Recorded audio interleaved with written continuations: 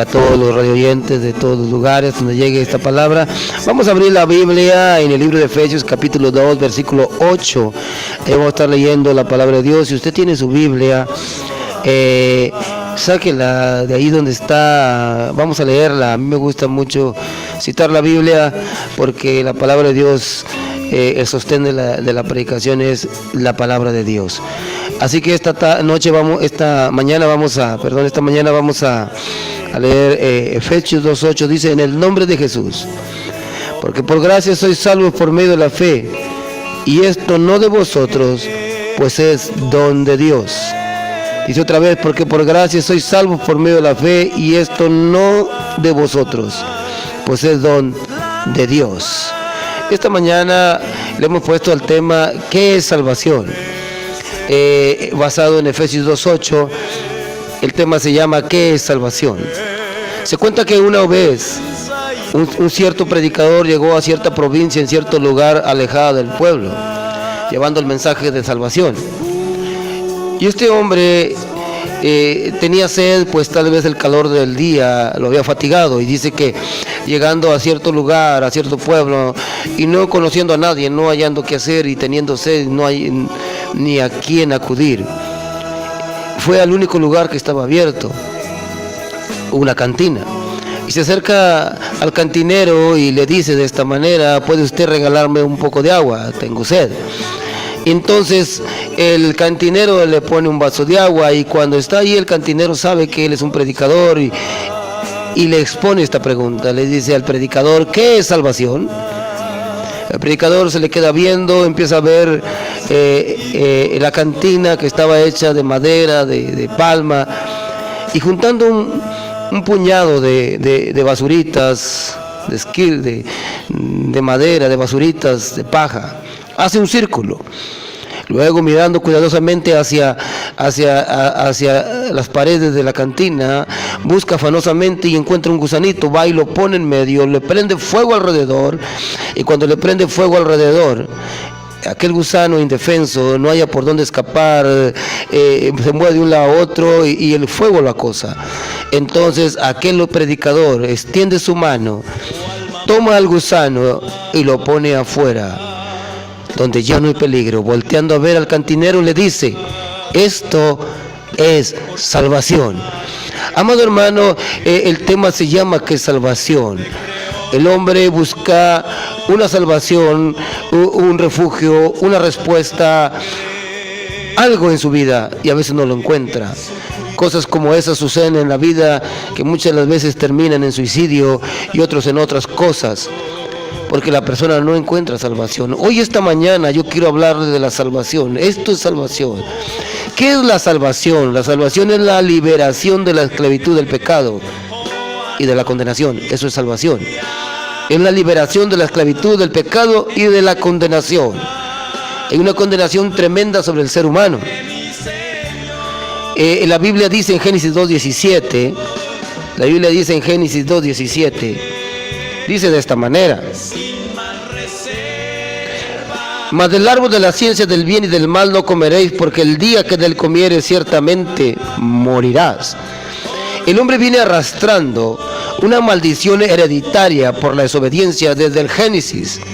El libro de Génesis es el libro del principio, del origen. El origen de la vida, el origen de las cosas, el origen del hombre, el origen es el único libro. Hay muchos libros en este mundo y muchos escritores de diferentes pensadores, pero déjeme decirle, el único libro que habla de la creación, del origen y aún del final es la Santa Biblia. No encontramos otro libro en las obras literarias de la vida que nos digan el principio y el final, como es la Santa Biblia. Y esta palabra de Dios en Génesis 2:17 dice: que el hombre arrastra una maldición, cuando Dios le dijo al hombre: de todo podréis comer, pero del árbol del bien del mal no podréis comer, porque el día que de él comieres de cierto morirás. Y Adán desobedeció. El hombre falló y fue desobediente, y en esa ocasión, desde entonces hasta acá, el hombre viene arrastrando una maldición hereditaria por la desobediencia. La desobediencia le ha seguido todos los días de su vida hasta el día de hoy. Por eso hoy vemos y a veces culpamos y decimos, ¿por qué? ¿Por qué hay tanta maldad? ¿Por qué hay tanta iniquidad en el mundo? Bueno, es que es la naturaleza del hombre. Desde que el hombre cayó de la gracia de Dios, desde que el hombre cayó en desobediencia, arrastra una maldición hasta el día de hoy. La Biblia nos dice en 1 Corintios 15:47, 1 Corintios 15:47 dice, el primer hombre de la tierra terrenal, el segundo hombre que es el Señor es del cielo. Por lo cual el primer hombre, dice la Escritura, es terrenal. La Biblia dice que Dios tomó polvo de la tierra y formó al hombre, alentó en su nariz, y el hombre fue un alma viviente. El hombre trae la imagen del primer Adán, del primer hombre, del hombre natural, del hombre creado a la imagen y semejanza de Dios, del hombre que Dios alentó en su nariz. Pero el hombre que no sabe a dónde va, que el hombre que no sabe qué hay después de la muerte. Dice que así como el hombre arrastra la imagen del terrenal, dice el segundo hombre del cielo. 1 Corintios 15:49 dice, así como hemos traído la imagen del terrenal, traemos también la imagen del celestial. La imagen del celestial y la imagen del terrenal, eso es lo que somos, el primer hombre de la tierra, y trae la imagen del terrenal. ¿Cuál es la imagen del terrenal? Déjeme decirle, Salmo 51, versículo 5, vamos a ver la imagen del terrenal, la naturaleza del terrenal, en lo que envuelve a un ser nacido por la genética, nacido por la reproducción, nacido por la naturaleza. Dice 51:5, he aquí en maldad he sido formado y en pecado me concibió mi madre. Esta es la diferencia entre Jesús y el hombre. El salmista David reconoció en su vida que el hombre fue creado en maldad, formado en maldad. Dice, en pecado me concibió mi madre y en maldad he sido formado. ¿Por qué el hombre encuentra esto? David, este hombre de Dios, encuentra esto en su naturaleza cuando él falló delante de Dios, trayendo a la existencia el pecado delante de Dios. Y viéndose en esa condición como hombre, se dio cuenta, yo he sido formado en maldad y en pecado he sido concebido. El hombre es concebido de esa manera, aun cuando la persona nace y es un infante, nace en maldad. Déjeme decirle, así que el hombre no tenía destino, solo la muerte le esperaba. Es por eso que el hombre en el Antiguo Testamento nunca dice que va al cielo, nunca dice como en la Biblia que hay una ciudad, nunca dice que hay una herencia, nunca dice que hay vida después de la muerte. Todos los textos de la Biblia dicen que los hombres que sirvieron a Dios decían, descenderé con tristeza al Seol, con mis canas al Seol, a la sepultura, al sepulcro donde no hay recuerdo, donde es el lugar del olvido, donde no hay memoria. Inclusive otros dijeron, en el Seol no hay quien te alabe. Y que representaba el olvido, el término del hombre, el final de la existencia. Nadie en el Antiguo Testamento dio una palabra de esperanza a aquel que falleció. Nadie, porque no sabían nada, estaba vedado, estaba escondido, estaba el velo sin correr todavía y el hombre hasta ahí llegaba. Dice la Escritura, en maldad he sido formado y en pecado me concibió mi madre. Y la Biblia dice, el alma que pecare morirá. Así que el hombre no tenía destino, solo la muerte le esperaba. Por eso la Biblia dice en 1 de Juan 2:25, la Biblia dice en 1 de Juan 2:25, dice de esta manera, y esta es la promesa, que Él nos hizo la vida eterna. ¿Quién nos hizo la vida eterna? Fue Jesucristo. Déjeme decirle, Jesús hizo la vida eterna. La humanidad busca la vida eterna. El hombre busca la vida eterna. El hombre busca la existencia del hombre por los siglos de los siglos. Pero la Biblia dice que no se puede. El único que puede fomentar la vida eterna o ejercer la vida eterna o hacer la vida eterna se llama Jesús, y Él no la hizo. Directamente San Juan, el apóstol, habla aquí en 1 de Juan y dice: Él nos hizo la vida eterna. No hay otro autor. Jesús es el autor y consumador de la fe. Jesús es el autor de la salvación. Jesús es el autor de la vida eterna. Por eso la Biblia lo dice muy claramente. Él nos hizo la vida eterna. El primer hombre nos hizo la muerte, y por la muerte la condenación, y por la muerte la separación entre Dios y el hombre a través del pecado. Eso nos hizo Adán cuando en el huerto del Edén se le había dicho que no tomara de ese árbol o de ese mandamiento, y él transgredió o violó ese mandamiento y nos arrastró hacia la muerte, la destrucción y hasta todo lo que vemos hoy, gracias que Jesucristo vino y murió por nosotros en la cruz del Calvario. Eso fue lo que nos hizo Adán, nos hizo la muerte. ¿Cómo hizo Jesús esta vida eterna? San Juan capítulo 10, versículo 17 y 18, San Juan 10, 17 y 18. Dice de esta manera. Por eso, dice, por eso me ama el Padre, porque yo pongo mi vida para volverla a tomar. Nadie me la quita, sino que yo de mí mismo la pongo. Tengo poder para ponerla y tengo poder para volverla a tomar. Este mandamiento recibí de mi Padre. Usted puede ver Jesucristo cómo nos hizo esa vida. Dijo: yo pongo mi vida. Dijo: yo pongo mi vida y la vuelvo a tomar. Amado hermano, Él puso su vida por usted y por mí. Él dio su vida por usted y por mí. Y cuando hablamos de vida, hablamos de existencia, hablamos de eternidad, hablamos de Dios, de esa vida de Cristo, que nos da un ejemplo de que hay vida después de la muerte. Jesús con su resurrección nos hizo la vida eterna. Ningún otro hombre se ha levantado entre los muertos. Lázaro fue resucitado por Jesús y volvió a morir.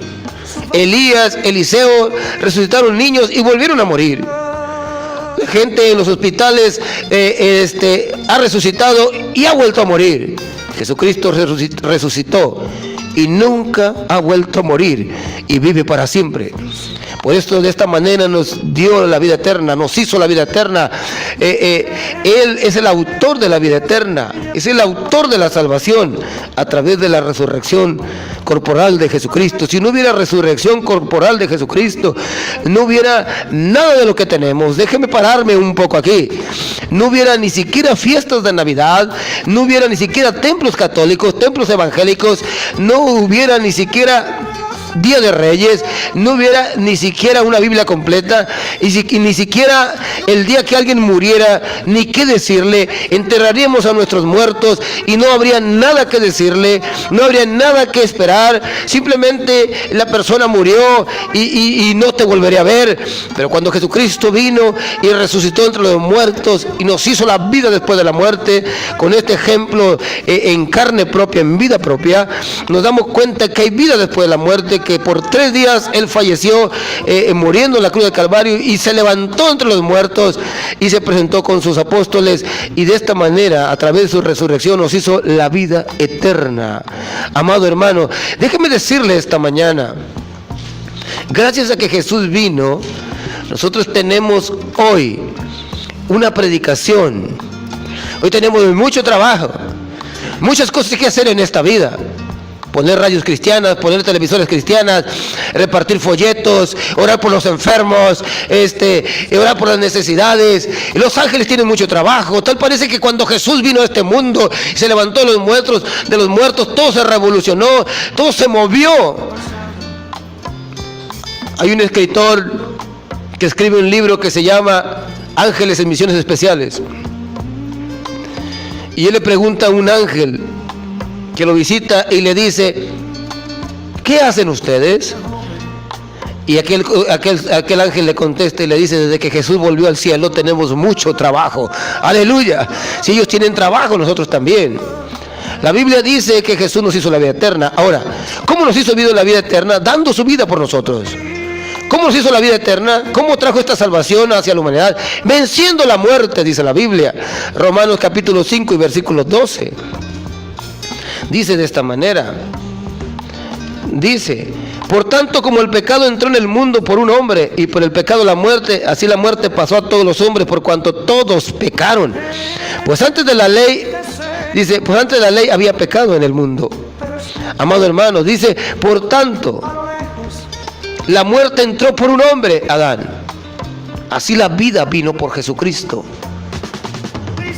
¿Quién nos heredó a Adán? La muerte. La muerte tenía los derechos legales. La muerte pasa a todos por cuanto todos pecan. La Biblia dice en el libro de Judas que Satanás contendía por el cuerpo de Moisés. Cuando Moisés murió, Satanás peleaba el cuerpo de Moisés. Tanto que dice el libro de Judas que el ángel le dijo: el Señor te reprenda, porque él quería el cuerpo de Moisés. A él se le dijo: polvo comerás todos los días de tu vida, que son los cuerpos de la humanidad. Por eso es importantísimo a veces, hermano, cuando entregamos nuestra vida a Cristo, ir al bautismo de las aguas, porque solamente en Él puedes esconder tu cuerpo. Jesús es el único cuerpo que tiene resurrección. Por eso es importante bajar a las aguas. La Biblia dice que los que salieron de Egipto fueron bautizados en el mar y en la nube. Y Jesucristo dijo que los que creyeran en Él deberían ser bautizados también en las aguas. Así como Jesús se bautizó en las aguas. Así como Juan Bautista bautizó en las aguas. La muerte tenía los derechos legales. A Él le pertenecían. En el mercado de esclavos estaba toda la humanidad. Las almas preciosas. La alma del hombre, dice la Biblia, que es preciosa. ¿Quién pagará su rescate? No hay precio por un alma. Solamente Jesucristo, con su sacrificio en la cruz del Calvario, pagó el precio por nosotros a precio de sangre, a través de la muerte y resurrección de su vida. La muerte pierde sus derechos legales. Nadie se le había escapado a la muerte. Una vez estaba oyendo a Gigi Ávila a predicar, y Ávila decía en uno de sus mensajes que cuando Jesús estaba muriendo, que Dios le había mostrado a una persona, o a él parece, que cuando Jesús estaba muriendo, la muerte se estaba carcajeando, estaba riendo cuando Jesús estaba muriendo en la cruz del Calvario. Y la muerte se carcajeaba y se reía y decía: ¿y eso que es el Hijo de Dios? ¿Y eso que es el ungido? ¿Y eso que es el Santo de Dios? Y también está bajo mi poder. Y Jesús estaba muriendo en la cruz. Y dice que la muerte vino y lo tocó.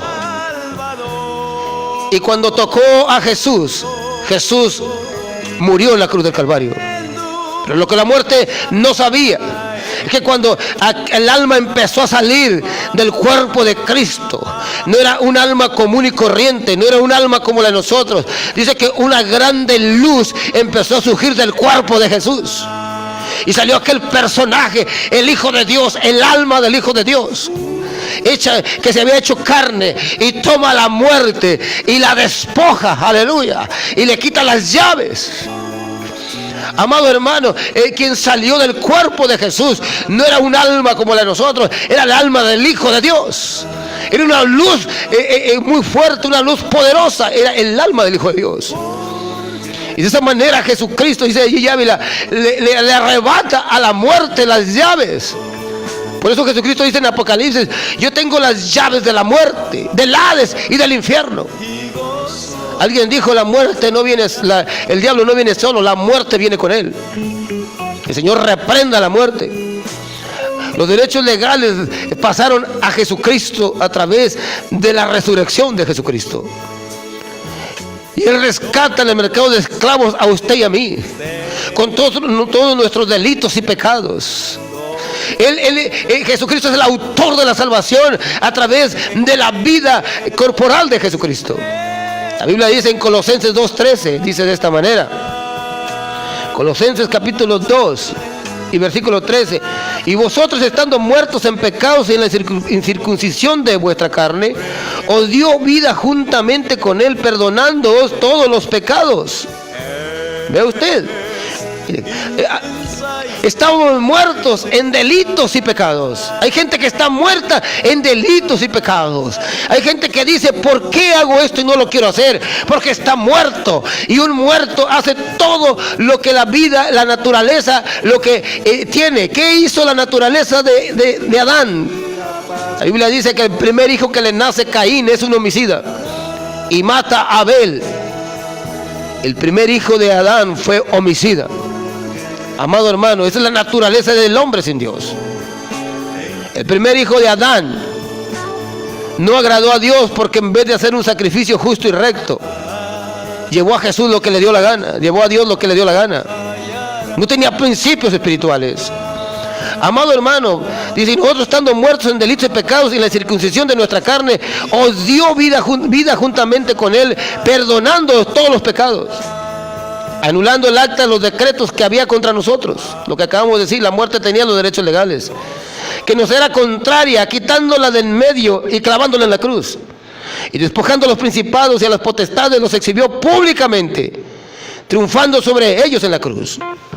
Déjeme decirle, porque al diablo no le gusta que alguien hable sobre el sacrificio de Cristo en la cruz. Porque la cruz representa la derrota de Satanás. Satanás perdió sus derechos legales. Satanás perdió la batalla en la cruz del Calvario ante un cuerpo que dice la Biblia, él fue herido por nuestros pecados, molido por nuestras rebeliones. El castigo de nuestra paz fue sobre él y por su llaga hemos sido curados. Aquel cuerpo, aquella masa de cuerpo golpeada, magullada, maltrecha, dice la Biblia, sin que le arrancaron los cabellos, lo golpearon, lo azotaron. Aquella masa sanguinolenta en la cruz del Calvario representa la derrota del diablo y la victoria para toda la humanidad. Representa la salvación para miles y miles de gentes que voltean a ver a Jesús. Tal vez no todos volteen a ver a Jesús, pero los que voltean a ver a Jesús encontrarán salvación en el sacrificio vicario de Jesucristo. Déjeme decirle, fue un grito de victoria, fue un triunfo. Dice, triunfó sobre ellos en la cruz. Tomó los derechos legales de Satanás, tomó las condenaciones, tomó los pecados de la humanidad y los clavó en la cruz. Prácticamente lo que los soldados romanos estaban clavando en la cruz no era Jesús solamente, sino todos nuestros pecados en la cruz del Calvario. Entre el dolor, la angustia, la fiebre que lo mataba, lo acosaba, y la muerte que estaba a punto de quitarle la vida, el diablo quería arrancarle a Jesucristo una palabra, una mala palabra, pero Jesucristo, en vez de decir una mala palabra, Jesucristo exclamó, Padre, perdónalo, porque no saben lo que hacen. Oh, mire qué gran ignorancia de la humanidad, no saber lo que hace. Cuánta gente en la cárcel se encuentra y dice, no sé por qué lo hice. Esta gente no sabía lo que hacía. Qué gran ignorancia del ser humano, hasta dónde llega a veces en las tinieblas, la oscuridad y la incapacidad de la mente humana, no saber lo que hacía. Jesucristo lo dijo. Y esas palabras quedaron escritas. Escribe ahí, perdón para la humanidad. Está pidiendo este hombre en la cruz del Calvario, perdón para los pecadores, perdón para los que pidan, perdón para los necesitados, perdón para todos aquellos que miren hacia la cruz del Calvario. Amado hermano, esas palabras quedaron grabadas antes de que Jesucristo muriera en la cruz del Calvario. Esas palabras han alcanzado a miles y miles de personas que han volteado a ver a Jesucristo, que han visto el sacrificio vicario de Cristo, que han visto a Jesús morir en la cruz una y otra vez. Este mensaje ha sacudido a la humanidad una y otra vez. Muchos han caído de rodillas ante Jesús, reconociendo los pecados y volviéndose a Dios al ver el grande sacrificio de Cristo en la cruz. Él clavó todos los decretos, clavó todas las maldiciones, clavó todo aquello que nos hacía daño. Y fue un grito de victoria cuando dijo: Padre, en tus manos encomiendo mi espíritu. Amado hermano, derrotó a las potestades, y le estoy hablando no de este mundo, le estoy hablando de las potestades de las tinieblas, los principados de las tinieblas, del mundo de las tinieblas, que tenía a la gente sumergida en la oscuridad. Por eso la Biblia dice: pueblo que estaba en tinieblas veo una grande luz, luz le resplandeció. Un mensaje de esperanza, un mensaje de reconciliación, un mensaje de las cosas nuevas, escondidas desde los siglos de los siglos, para ser reveladas a través de la vida de Jesús. Por eso el mensaje de Jesús fue impactante, porque dijo cosas que nadie había dicho. La Biblia dice que su lengua era más rápida que la pluma de un escribano. Y abriré mi boca en parábolas. Y explicó el mensaje de salvación. A través de su vida ejemplar, Jesucristo nos dio la esperanza de la salvación. De la salvación nos dio la esperanza de rescatarnos del mercado de esclavos a la vida abundante, a la vida de fe, a la vida que a Dios le agrada.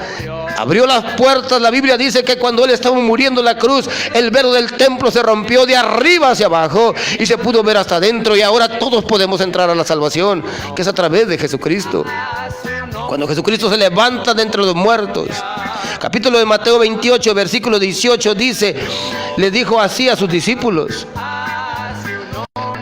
Jesús se acercó y les habló diciendo: toda la potestad le dada en el cielo y la tierra, por tanto ir y hacer discípulos a todas las naciones, bautizándonos en el nombre del Padre, del Hijo y del Espíritu Santo, enseñándoles que guarden todas las cosas que yo os he mandado, y aquí yo estoy con vosotros todos los días hasta el fin del mundo. Jesucristo nos dio una encomienda: vayan a las naciones y díganle que el problema está arreglado, que las mansiones los esperan, que están reconciliados con Dios, que la maldición del Génesis de Adán no más en la vida de un creyente, no más en la vida de tu descendencia, no más en la vida del hombre. El mensaje que Jesús dijo: toda potestad me es dada en el cielo y en la tierra, toda potestad me es otorgada. ¿Qué más podemos pedir? Cuando el hombre viene a Jesucristo, es lavado con la sangre del Calvario, y Jesús le da su nueva vida, su naturaleza, sus promesas y su palabra, y lo manda a predicar el Evangelio. Y con toda autoridad y con toda confianza, el hombre en Cristo puede decir: estoy bajo la potestad del Hijo de Dios. Porque la Biblia dice que todo fue sometido bajo los pies de Jesucristo. Ahora podemos ir y predicar. Hoy podemos disfrutar de un mensaje confiable de salvación. Hoy podemos inquietar a la humanidad diciéndole que hay salvación para vuestros hijos, hay salvación para los vecinos, hay salvación para todos aquellos que se arrepienten de sus pecados, que no vendrán a condenación, dice la Biblia, sino que vendrán a vida eterna. El hombre tiene un alma que Jesucristo vino a salvar a través de su sacrificio. Y esto es salvación, como decíamos al principio. El hombre busca una respuesta, y triste y lamentablemente encontramos mucha gente que se suicida, gente que toma el mal camino desesperado al no encontrar cómo hacerle, al no encontrar una solución. El mundo se cierra, el mundo lo encierra de tal manera que no encuentra la salida. Jesucristo dijo: yo soy la puerta, el que por mí entrará y saldrá y hallará pastos. Jesucristo dijo que Él era la puerta. Hay gente que se le ha cerrado la puerta, tiene un problema, tiene una dificultad, tiene una deuda que no puede pagar. Decía un hombre que conocí una vez que predicaba un sermón. Aquel hombre se acerca al terminar de predicar la palabra y me dice: hermano Juan, así como usted acaba de predicar, una vez yo me encontraba en una situación difícil. Y dice este hombre de un grupo musical del otro lado que andaba aquí en Victoria, dice: yo tenía una deuda, me estaban en Estados Unidos a punto de quitarme. Él había venido aquí con un predicador a Ciudad Victoria y estaban a punto de quitarme la casa. Ya le iba a perder, mis hijos me iban a quedar en la calle. Y yo le dije a mis hijos, vamos a ayunar, vamos a orar 3 días, 3 noches, y no vamos a dejar de clamar a que Dios nos dé una respuesta. Dijo, llevamos 3 días y 3 noches clamando. Cuando un hombre viene y toca mi puerta y me dice, ¿cuál es tu problema? Él le dice que tengo una deuda que pagar y a punto estoy de perder la casa. Aquel hombre abre un maletín y le dice, mira, Dios me ha dado. Yo no me acabo lo que tengo. Yo no me acabo lo que tengo. Dijo, ¿qué necesitas? Hay para que pagues tu casa. Hay para que compres una camioneta para que sigas predicando. Hay para que soluciones sus problemas. Dice, pagué la casa, compré un mueble y mis problemas se arreglaron. Dios mandó un mensajero.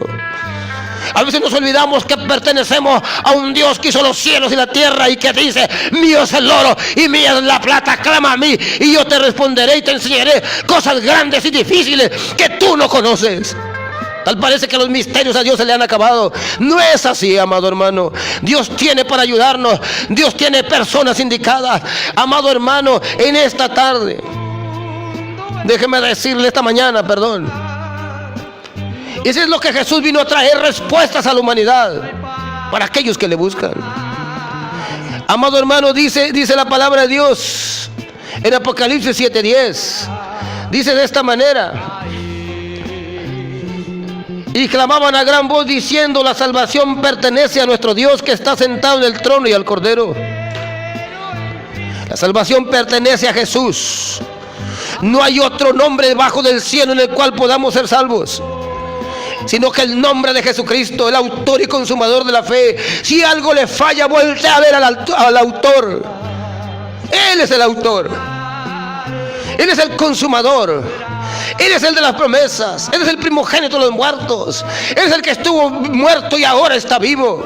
Él es el que tiene las llaves de la muerte y del infierno.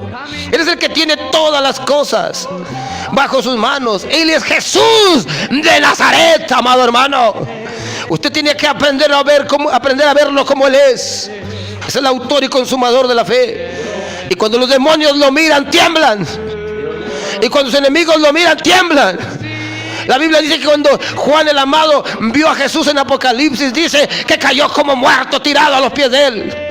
No era aquel Jesús que andaba por Galilea, aquel cordero inocente que no levantaba su voz ni apagaba un pábilo. Ahora era el todopoderoso, ceñido con un cinto de oro y estaba delante de Juan el Amado y le dijo, escribe.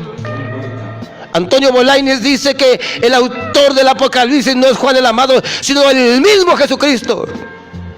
Por eso esta mañana yo le invito a mirar a Jesús. Jesús tiene un mensaje de promesa. Jesús tiene un mensaje de que hay vida eterna después de la muerte. Jesús dice, nos volvamos a Dios. Mirar a mí y ser salvos todos los términos de la tierra. Por eso esta mañana, ¿qué es salvación? Usted se encuentra en problemas, dificultades, no importa qué tipo sea. Déjeme decirle, Cristo esta mañana toca su corazón y le dice, ¿qué necesitas? Ven, dobla tus rodillas, búscame, enciérrate en tu cuarto, clama a mí y yo te responderé. Búscame en la soledad, búscame en lo más profundo del silencio, búscame a solas. Búscame de mañana a mediodía en la tarde y yo responderé y traeré salvación a tu casa, a tu hogar y a tu familia. Si usted está como el ejemplo que pusimos al empezar, deje que la mano de Dios se extienda, lo saque y lo ponga en un lugar seguro. Cuando mi padre se convirtió al evangelio, le hablaban mucho y no quería. Él era un tomador empedernido, borracho desde los 13 años. Él era huérfano. Y para acabarla, mi mamá también era huérfana, imagínese usted. Y toda esa vida que llevó sin Dios. Pero cuando llegó el evangelio a su vida, de tal manera, él empezó a sentirla, él ya sentía la necesidad de cambiar de vida. Y dice que una noche, entre esas lagunas de vida que vivía, tuvo un sueño. Y que en aquellas aguas turbulentas lo arrastraban, y él gritaba y gritaba, auxilio, alguien que me ayude. Dice, pero en aquel sueño, dice, En medio de aquellas aguas que no tenían fin, de pronto en una roca que estaba grande estaba un varón parado. Cuando yo iba tratando de salir, aquel hombre extiende la mano, me toma la mano, me sube a la roca y me dice estas palabras: no te bajes de aquí y nada te pasará. Dice mi padre, dice, yo me levanto pensando que era. Dice, creo que era el Señor Jesús. Así hay gente en la actualidad que se está muriendo. Hay ricos, hay pobres. Hay gente indigente, hay gente necesitada. El rico con su dinero se está muriendo en la más ingrata soledad de su vida. ¿De qué le sirve tener millones y millones de pesos? Y ni siquiera los puede disfrutar. ¿De qué le sirve si ya no le sacian? ¿De qué le sirve si ya no le llenan su corazón? Ni a sus hijos. El otro no tiene nada, ¿y de qué le sirve? Y no puede ni siquiera saciar su estómago de migajas. Hay gente con vida intermedia y aún con todo necesita a Jesucristo como su Salvador. Por eso esta mañana yo te digo, ven a Jesús. Él es el autor de la salvación. Dice el texto, a Él le pertenece y Él está dispuesto a dártela. Ven a la roca que es Cristo. Acércate a Jesucristo. Él hizo la salvación, Él te da la salvación y Él te promete llevarte a un lugar de descanso cuando partas de este mundo y tengas dónde llegar. Esta mañana yo te invito a reflexionar. ¿Te encuentras en esos problemas? Sí hay solución para ti. Cristo te ama. En el nombre de Jesús. Amén y amén. Aleluya. Gracias, Señor. ¡Aleluya!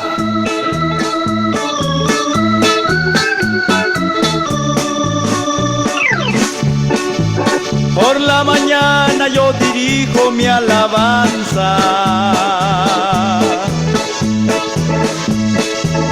a Dios que ha sido y es mi única esperanza. Por la mañana yo le invoco con el alma.